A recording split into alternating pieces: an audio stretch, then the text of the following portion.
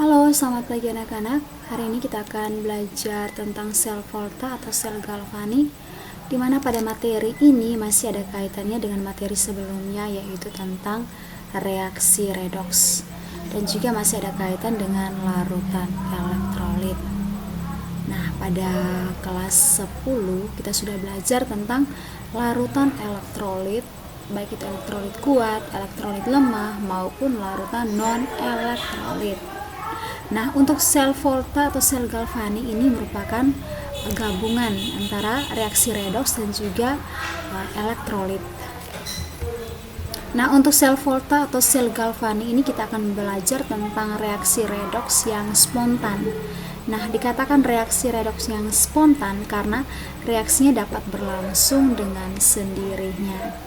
Dan untuk belajar tentang sel volta atau sel galvanik itu kita belajar tentang elektroda, di mana belajar tentang katoda dan anoda, dan juga tentang elektrolit.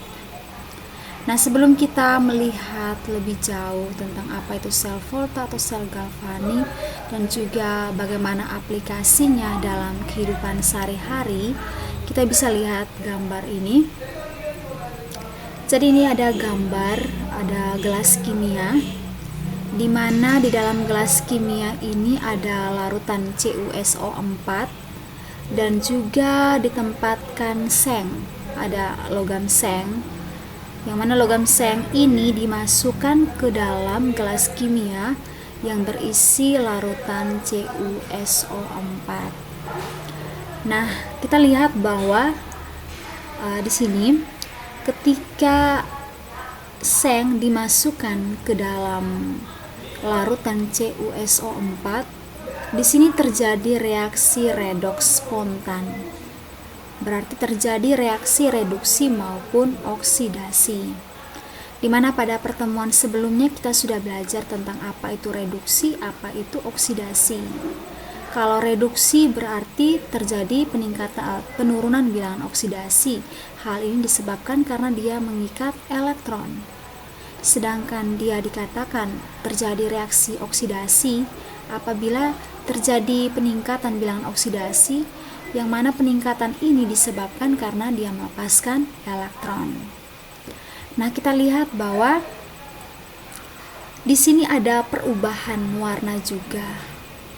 Perubahan warna dari larutan CuSO4 yang awalnya berwarna biru, tapi ketika dimasukkan logam seng ke dalam larutan ini, larutan yang berawal dari warna biru ini kemudian akhirnya memudar dan ada muncul warna hitam pada logam seng. Ini logam seng, ini larutan CuSO4, di mana kita lihat CuSO4 terjadi perubahan warna dari biru menjadi ini memudar, semakin memudar menuju ke bening ya. Kemudian kita lihat di sini ada set N2+, ini ada set N, ini ada 2 elektron, ini Cu2+. Nah, di sini terjadi reaksi redoks. Nah, ini set N, dia membentuk ion atau terionisasi menjadi set N2+. Nah, ketika dia terionisasi membentuk set N2+, kita lihat bahwa ada 2 elektron yang dilepaskan. Di sini ada 2 elektron yang dilepaskan oleh set N, sehingga dia cenderung membentuk ion yang bermuatan positif. Ingat, di kelas 10 kita sudah belajar bahwa kalau dia melepaskan elektron, berarti dia cenderung bermuatan positif. Tapi kalau dia bermuatan negatif, berarti dia ada mengikat elektron. Oke. Kemudian ini ada Cu2+. Ya, Cu2+ ini ion dari CuSO4, karena CuSO4 dalam larutan itu dia terionisasi menjadi Cu2+ dan juga SO4 2-. Oke. Nah, kita akan lihat kira-kira reaksi reduksi dan juga oksidasi dari set N dari seng ini dengan CuSO4 itu seperti apa. Nah, ini kita lihat bahwa pada reaksi oksidasi berarti dia melepaskan elektron. Kalau dia melepaskan elektron berarti cenderung bersifat positif. Nah, seperti ini oksidasi. Zn terionisasi menjadi Zn2+ ditambah 2 elektron. Nah, di sini ada 2 elektron yang dilepaskan. Sedangkan untuk reduksi, reaksi reduksi di sini Cu2+. Ini kan Cu2+ kan ion dari CuSO4, di mana CuSO4 itu kan terurai atau terionisasi menjadi Cu2+ dan juga SO4-. Nah, Cu2+ ini dia mengikat 2 elektron sehingga di sini membentuk Cu. Membentuk Cu ya. Cu itu tembaga. Oke. Jadi untuk sel Volta atau sel Galvani ini masih ada kaitan dengan materi tentang redoks, reduksi dan juga oksidasi. Jadi kalau belajar tentang listrik juga pasti kita belajar tentang elektron. Ada pergerakan elektron sehingga menghasilkan listrik. Kemudian kita lihat tentang prinsip kerja sel Volta. Nah, sebelum kita lihat prinsip, kita lihat dulu apa itu sel Volta. Jadi, sel Volta adalah sel elektrokimia di mana energi kimia dari reaksi redoks spontan diubah menjadi energi listrik. Jadi sel Volta itu sel elektrokimia di mana energi kimia dari reaksi redoks spontan diubah menjadi energi listrik. Dan pada materi tentang elektrolit di kelas 10 kita sudah belajar tentang elektrolit. Larutan elektrolit berarti larutan yang mampu menghantarkan arus listrik. Nah, kenapa dia bisa menghantarkan arus listrik? Karena dia terionisasi membentuk ion-ion. Oke, kita lihat ini adalah rangkaian sel Volta. Ini contoh rangkaian sel Volta yang mana terdiri dari logam Zn. Ini ada logam Zn yang dicelupkan dalam larutan ion Zn2+, dan juga ada logam Cu yang mana dicelupkan dalam larutan ion Cu2+. Jadi ini Zn. Di sini Zn bertindak sebagai anoda. Kalau anoda berarti dia bermuatan negatif, sedangkan Cu ini bertindak sebagai katoda. Dan di dalam sini kita lihat ada larutan Zn2+ dan juga ada Cu2+. Oke. Nah, elektroda di mana reaksi oksidasi terjadi disebut anoda.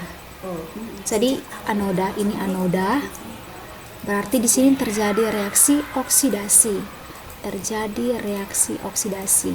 Kalau oksidasi berarti dia melepaskan elektron. Kemudian untuk katoda yang Cu ini terjadi reaksi reduksi. Cu ini terjadi reaksi reduksi di mana dia mengikat elektron. Oke.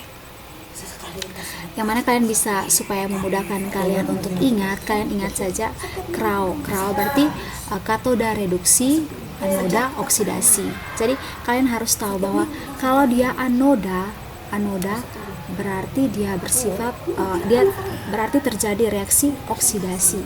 Sedangkan katoda berarti terjadi reaksi reduksi. Jadi ingat saja CRAO. Katoda reduksi, anoda oksidasi. Katoda reduksi, anoda oksidasi. Ingat saja CRAO. Berarti kalau katoda berarti terjadi reaksi reduksi. Kalau anoda berarti terjadi oksidasi. Oke, pada sel Volta anoda, ingat anoda berarti dia bermuatan negatif. Kalau katoda berarti dia bermuatan positif. Dimana kita lihat bahwa elektron itu mengalir dari anoda menuju ke katoda. Nah, kenapa bisa mengalir elektron itu mengalir dari anoda menuju ke katoda? Karena di anoda ini terjadi pelepasan elektron. Nah, elektron yang dilepaskan ini kemudian ditangkap oleh katoda, di mana katoda itu dia mengikat elektron karena terjadi reaksi reduksi. Berarti dia mengikat elektron. Sedangkan anoda itu dia lepaskan elektron sehingga elektron itu bergerak dari anoda menuju ke katoda. Jadi ini anoda ke katoda. Anoda dilepaskan elektron, katoda terima elektron. Jadi sini pergerakan elektronnya seperti ini. Oke, jadi kita bisa lihat reaksinya di sini. Ini anoda set N. Di sini set N terionisasi membentuk set N2+ dan juga melepaskan 2 elektron. Oke. Kenapa melepaskan 2 elektron? Karena di sini kita lihat 2+. Supaya muatannya sama-sama 0, maka di sini harus ditambahkan 2 elektron. Berarti ada 2 elektron yang dilepaskan. Oke. Kemudian katoda. Kan kita lihat tadi pergerakan elektron kan dari anoda ke katoda. Nah, katoda ini dia menangkap elektron, dan elektron yang ditangkap itu berjumlah 2, sebanyak elektron yang dilepaskan oleh anoda ini. Oke. Jadi katodanya Cu2+ ditambah 2 elektron membentuk Cu. Oke. Setelah kita buat setengah reaksinya, sekarang kita tentukan reaksi lengkapnya. Nah, di sini jumlah elektronnya sama, di ruas yang berbeda jumlahnya sama, maka kita coret saja. Kemudian dari situ kita bisa tentukan reaksi selnya menjadi set N ditambah Cu2+ menghasilkan set N2+ ditambah Cu. Nah, dari sini kita bisa tentukan E0 selnya. Nah, di sini kita tempatkan saja 1,10 volt. Jadi di sini reaksi selnya seperti ini. Jadi masih ada kaitan dengan materi tentang redoks yang sudah kita pelajari. Jadi untuk menentukan reaksi sel, kita harus buat dulu setengah reaksi redoks maupun setengah reaksi reduksi maupun setengah reaksi oksidasi. Oke, jadi prinsip kerja dari sel Volta adalah pemisahan reaksi redoks menjadi 2 bagian. Arti setengah reaksi oksidasi itu untuk anoda dan setengah reaksi reduksi itu untuk katoda. Nah, dari situ, dari reaksi yang tadi kita sudah buat, kita bisa membuat notasi selnya. Kalau untuk notasi selnya itu anoda dan juga katoda. Jadi urutannya anoda dulu baru katoda seperti ini. Kalau anoda berarti ada peningkatan bilangan oksidasi. Di sini kita lihat set N menjadi set N2+. Kalau katoda berarti ada penurunan bilangan oksidasi. Di sini Cu2+, Cu. Di sini kita tempatkan pemisahnya seperti ini, pakai tanda ini pemisahnya. Jadi untuk membuat notasi ya seperti ini. Anoda dulu baru katoda. Ingat, anoda baru katoda. Jadi dari bilangan oksidasi kecil ke bilangan oksidasi yang besar, kemudian bilangan oksidasi yang besar turun ke bilangan oksidasi yang kecil. Jadi naik kemudian turun kembali. Oke, untuk lebih memahami materi ini coba kalian kerjakan soal ini. Ini soalnya, jika gas klorin dimasukkan dalam larutan NaBr akan terjadi reaksi spontan dan terbentuk ion klorin dan larutan bromin. Coba kalian gambarkan diagram sel Volta, kemudian kalian beri keterangan seperti tadi anoda, katoda, kemudian bagaimana aliran elektronnya. Jadi kalian harus gambar. Kemudian tuliskan setengah reaksi oksidasi dan reduksi serta reaksi selnya. Kalau kalian sudah gambar, kalian sudah tentukan anoda, katoda, dan juga aliran elektron. Nah, kalian sudah bisa menentukan reaksi yang terjadi, reaksi oksidasi maupun reaksi reduksi. Kalau sudah bisa tentukan kedua reaksi tersebut, kalian bisa tentukan reaksi selnya atau reaksi gabungannya. Nah, dari situ kalian bisa membuat notasi selnya. Coba kalian kerjakan, jika mengalami kendala silakan bertanya.